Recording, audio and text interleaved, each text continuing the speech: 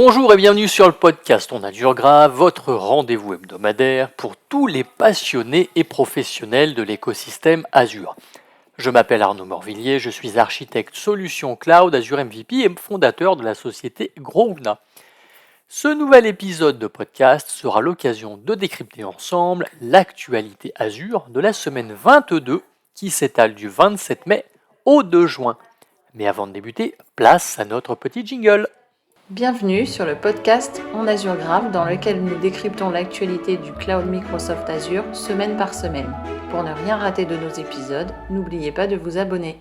Alors, au sommaire de cet épisode, nous parlerons des articles de la semaine, des annonces en JA, les annonces en preview et nous terminerons par les décommissions. Petit rappel comme d'habitude, tout ce que nous allons aborder aujourd'hui est disponible sur les différentes plateformes de Microsoft. Autre petite info concernant la rubrique des articles de la semaine, vous retrouvez le lien pour chacun des articles dans les commentaires du podcast. Alors, débutons nos articles de la semaine avec un sujet sur la sécurité. Comme vous le savez, le domaine des cybermenaces est en constante évolution et il est donc crucial de rester en avance sur les acteurs malveillants. Microsoft Threat Intelligence a observé que les cartes cadeaux sont des cibles privilégiées pour la fraude et l'ingénierie sociale car elles ne sont pas associées à des informations personnelles ou bancaires, ce qui les rend moins surveillées.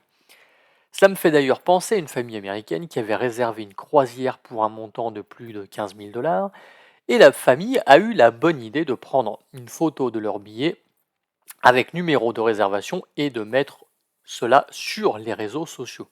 Je vous laisse imaginer la suite.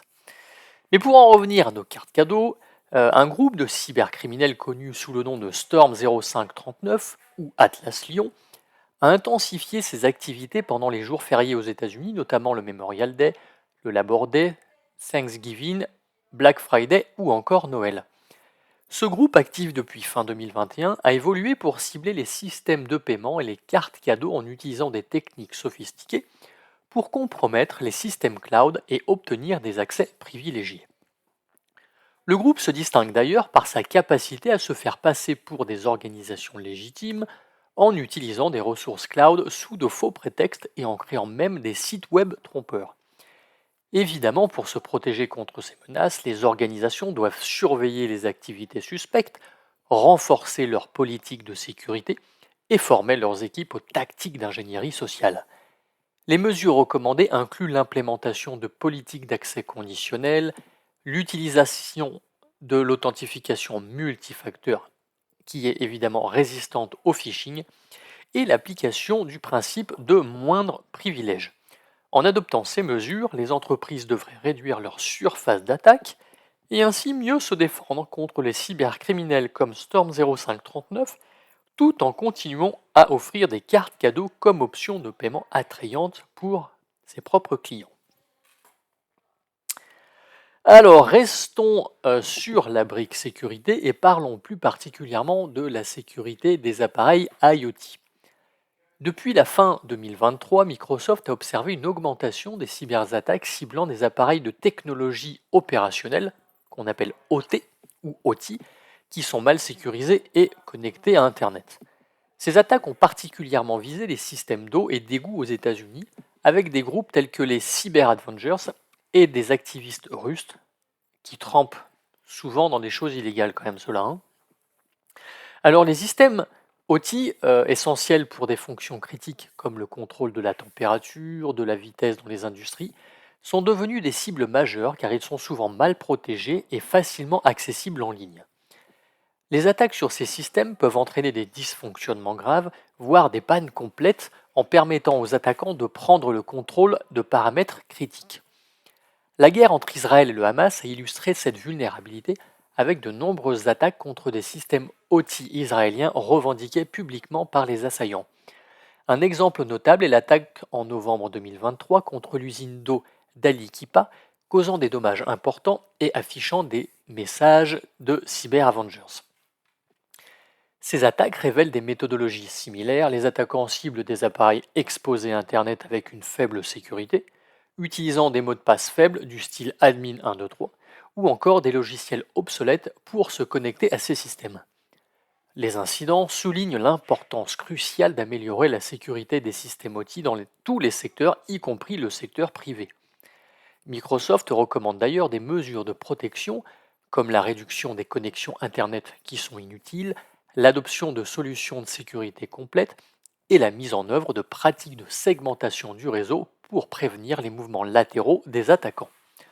De plus, les analyses de Microsoft montrent que de nombreux appareils industriels présentent des vulnérabilités connues, soulignant la nécessité d'une vigilance accrue et d'une mise à jour régulière de ce système pour prévenir les futures attaques.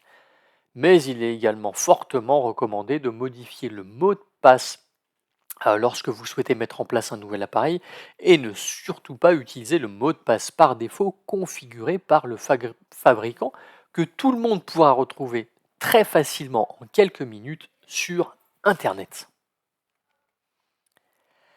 Alors, depuis quelques semaines et le rachat de VMware par Broadcom, on peut dire que les mauvaises nouvelles pour les clients VMware se propagent comme une traînée de poudre.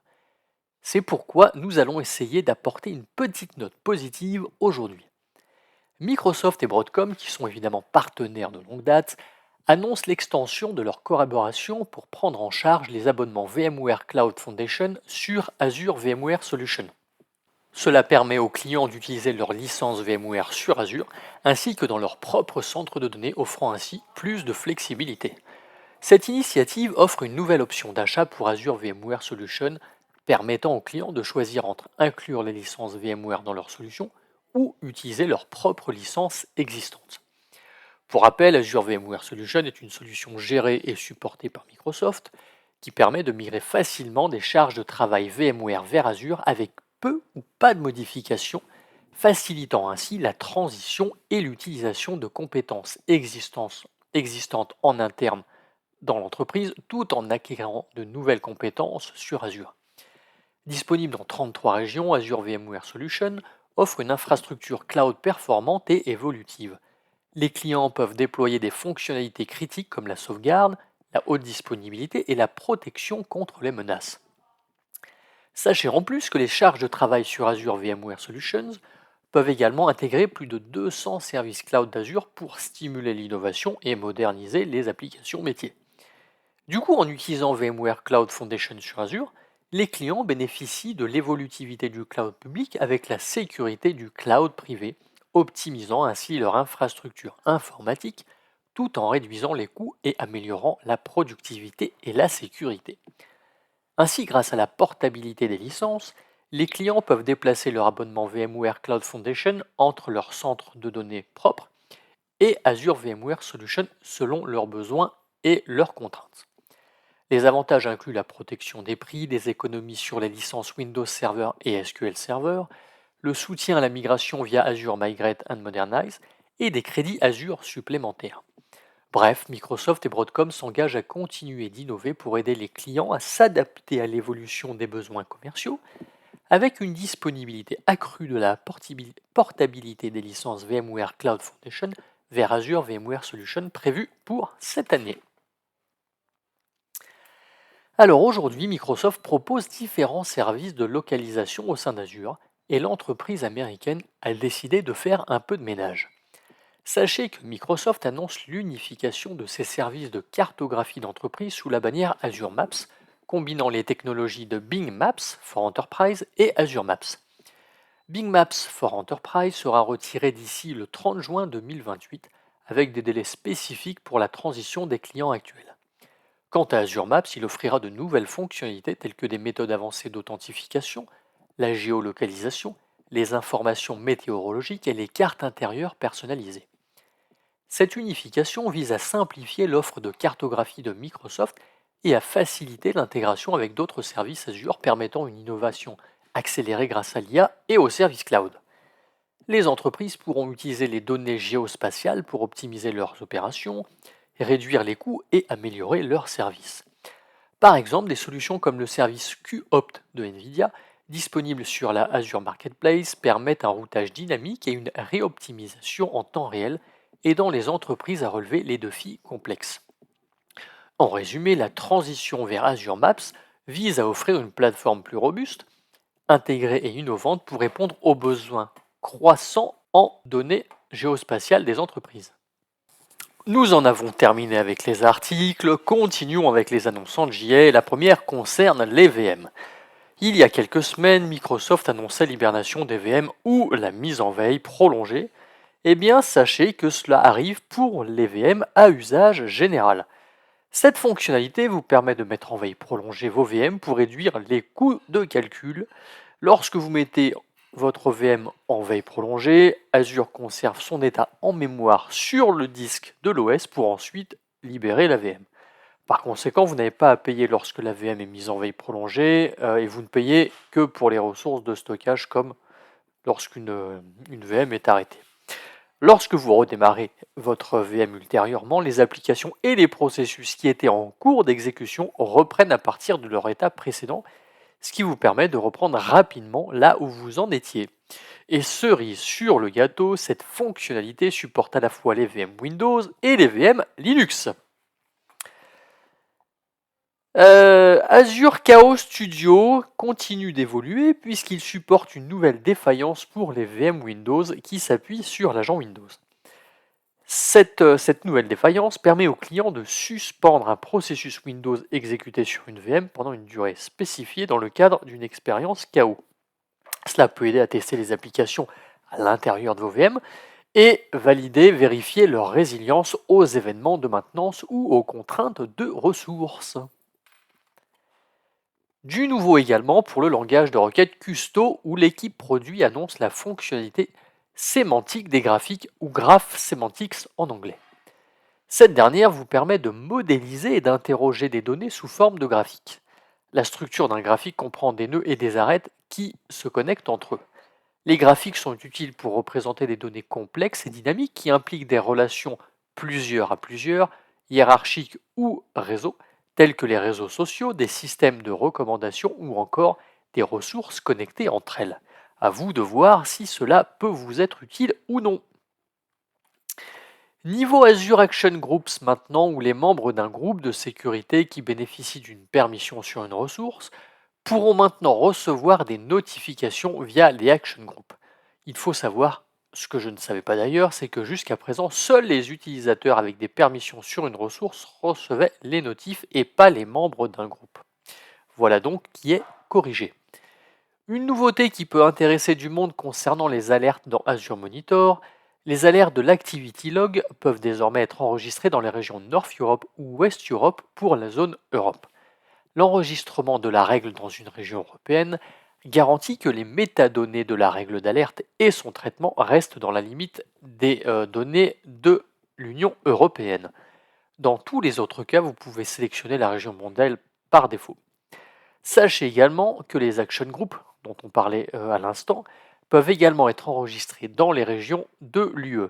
Cela signifie que la combinaison d'une alerte et d'un Action Group basé sur l'UE vous garantira une expérience de bout à bout en Europe, englobant l'évaluation des alertes et les actions.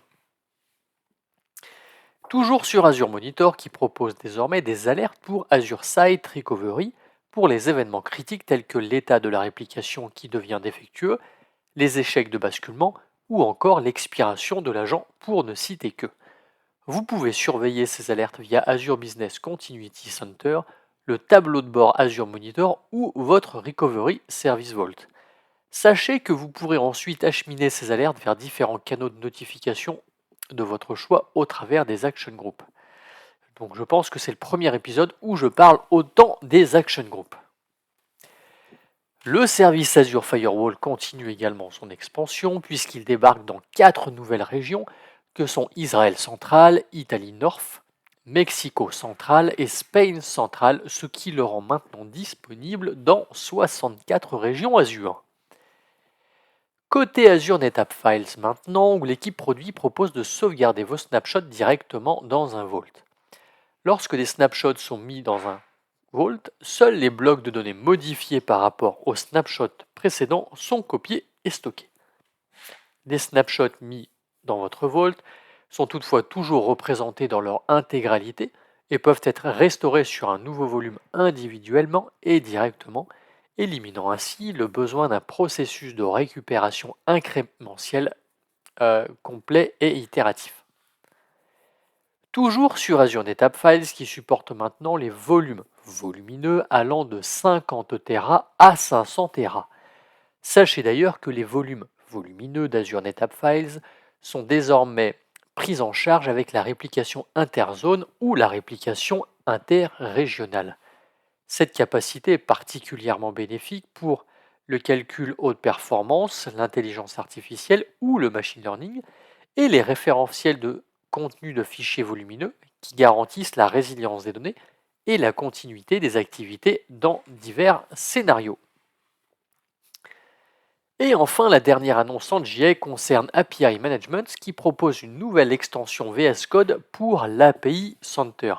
Cette dernière vous permet de créer, découvrir, essayer et utiliser vos API depuis l'API Center.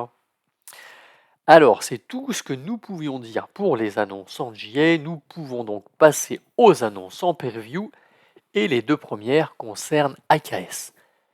La première où l'équipe produit annonce une nouvelle fonctionnalité, à savoir Advanced Container Networking Services. L'idée est de vous proposer une suite de services basés sur des solutions réseau existantes pour AKS afin de vous offrir davantage d'options pour les sujets d'observabilité, de sécurité et de conformité. Notez que le premier service de cette suite est Advanced Network Observability qui débarque lui aussi en preview. Sachez que ce Advanced Container Network Services est supporté dès la version 1.29 de Kubernetes.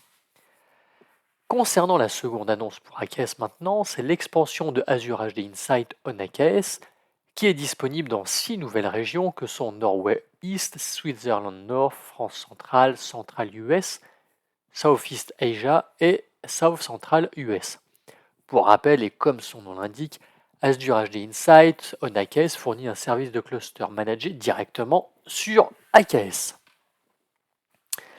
Alors, pour ceux qui ont besoin de faire régulièrement des recherches au sein de Log Analytics, mais qui n'ont pas vraiment de connaissances dans le langage KQL, l'annonce suivante est faite pour vous.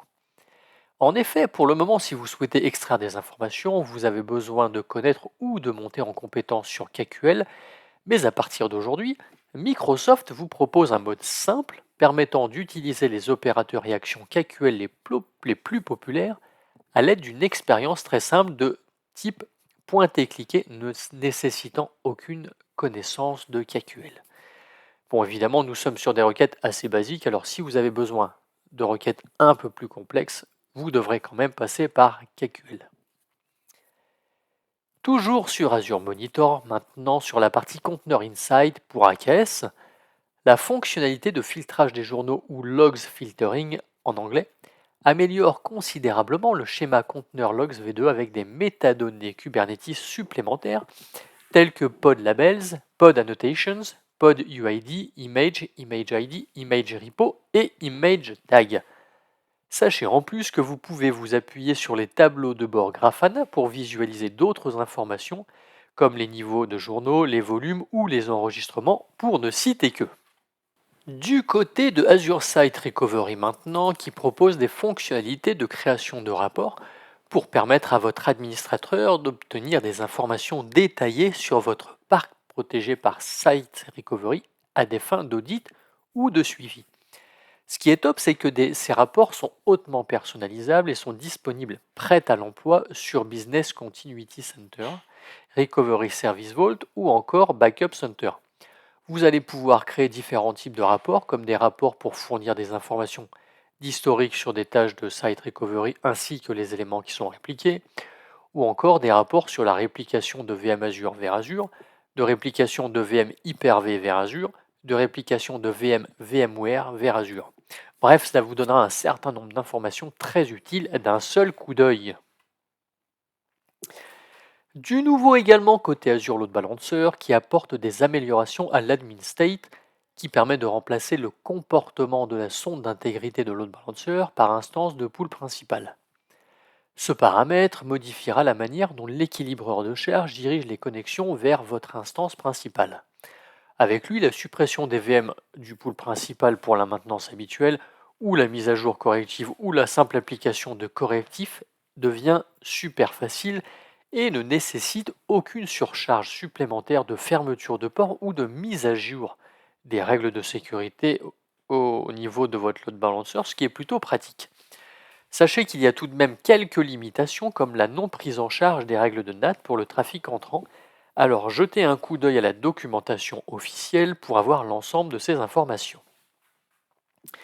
Encore une fonctionnalité intéressante côté load balancer, à savoir les journaux d'événements d'intégrité, qui permettent de collecter, stocker et analyser des informations pour mieux comprendre l'intégrité de vos ressources Azure Load Balancer. Vous pourrez par exemple identifier des problèmes de distribution du trafic, des épuisements de port, ou encore le fait qu'il n'y ait plus de back-end sain derrière votre load balancer. Bref, cela peut vous aider à résoudre plus rapidement certains problèmes qui pourraient intervenir. Alors, annoncé en grande pompe il y a quelques semaines, le service Azure Virtual Network Manager continue de s'étoffer.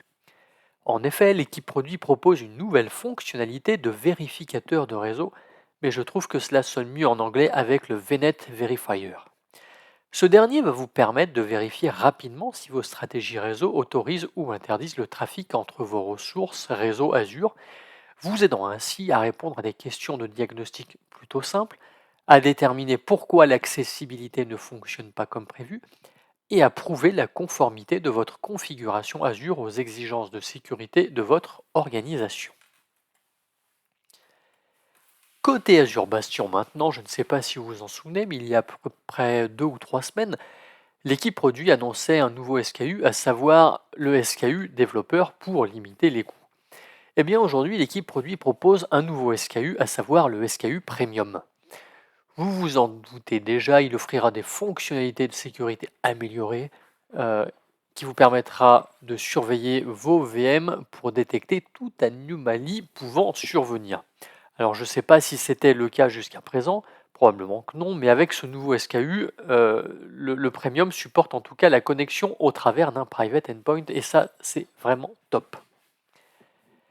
Le service Azure NetApp Files prend désormais en charge la possibilité de se connecter au travers d'un compte NetApp via un domaine Active Directory, offrant ainsi la possibilité de gérer plusieurs connexions Active Directory au sein d'une même région dans un abonnement.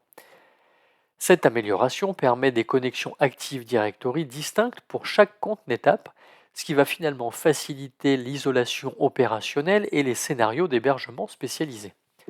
De plus, les connexions Active Directory peuvent être configurées plusieurs fois pour que plusieurs comptes NetApp puissent les utiliser. Mais ce n'est pas tout, puisqu'avec la création des volumes SMB dans Azure NetApp Files, vous pouvez désormais lier à ces connexions Active Directory votre compte NetApp, mais aussi la gestion des environnements Active Directory qui devient plus simple et plus évolutive. Mais ce n'est pas tout côté Azure NetApp Files, puisque le service prend en charge les applications Volume Group ou AVG pour Oracle. Pour faire simple, cela permet de déployer tous les volumes Azure NetApp Files requis pour installer et exploiter des bases de données Oracle en fournissant des performances optimales tout en s'appuyant sur les bonnes pratiques de recommandation. La fonctionnalité AVG utilise la capacité d'Azure NetApp Files à placer tous les volumes dans la même zone de disponibilité pour réaliser des déploiements automatisés et optimisés en termes de latence. De plus, l'AVG Oracle a mis en œuvre de nombreuses améliorations techniques qui simplifient, standardisent et rationalisent l'ensemble du processus de déploiement de volume pour Oracle. La dernière annonce en preview concerne le service Azure Web PubSub qui propose une extension Visual Studio Code vous permettant de réaliser un tas d'opérations comme afficher, créer, supprimer ou redémarrer les ressources Azure Web PubSub, afficher, créer, supprimer les paramètres du hub, vérifier l'intégralité des ressources, bref, il y en a plein d'autres, alors n'hésitez pas à jeter un coup d'œil sur la documentation. Et terminons cet épisode de podcast par le retrait de Azure Time Series Insight qui sera supprimé le 7 juillet 2024. À la place, Microsoft vous encourage à basculer vers Azure Data Explorer. Voilà, c'est tout pour cette semaine. Merci de nous avoir suivis. Pour ma part, je vous souhaite une excellente journée, une excellente semaine et je vous dis au prochain épisode dans une semaine.